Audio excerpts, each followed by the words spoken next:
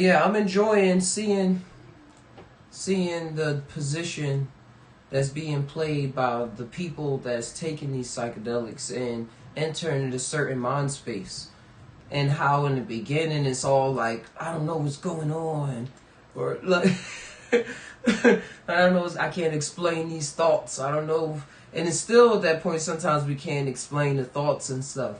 But it's the growth of it, growing alongside these plants, I'm starting to reach a point where some things, it don't make sense.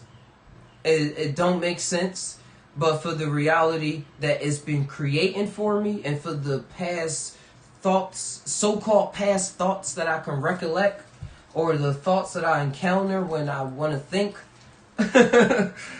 about something,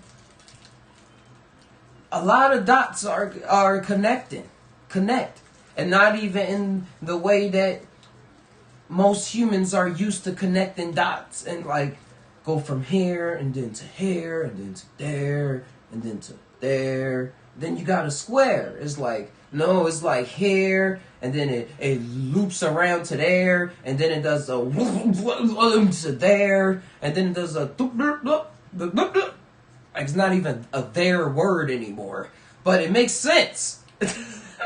And it makes sense to me. And as I was mentioning before, with the Onward movie, the two brothers, the one brother grew up playing the games that had him think in terms of spells, had him think in terms of role playing, of creating roles for characters that then he would then play out with friends, or play out himself if he's doing a solo game. Like in World of Warcraft and stuff. Y'all know about that.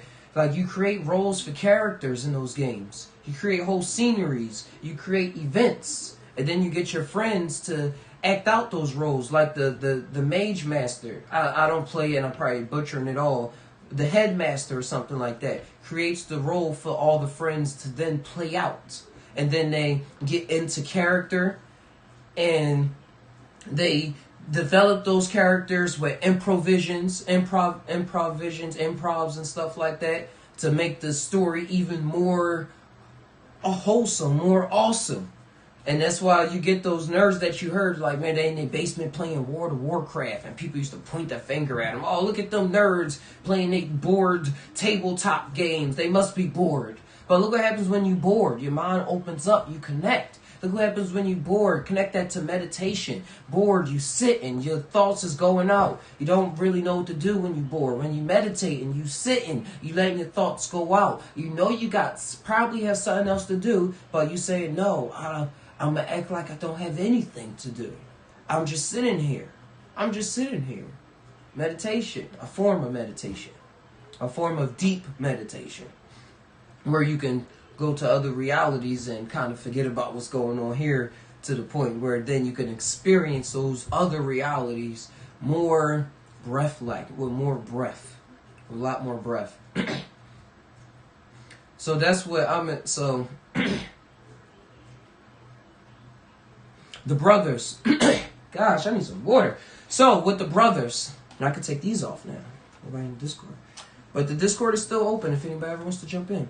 So the brothers, he was able to help his other brother who had this magical inkling to actually do things in this dimension, cause objects to rise and such like that.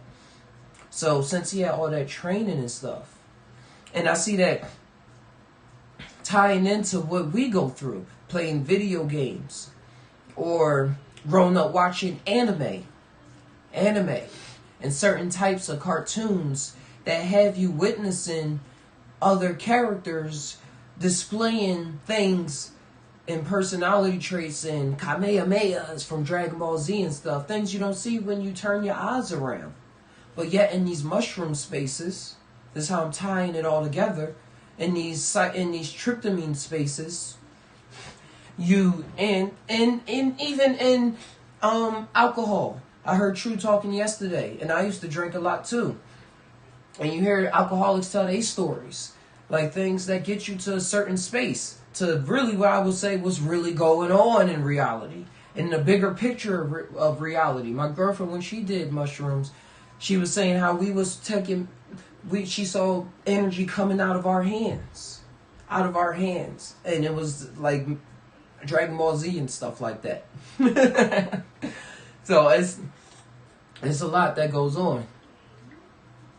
It's a lot that's really going on. So pointing a finger at people, you should really think twice. You should really tie on what you're really doing, what character you're playing out in the story.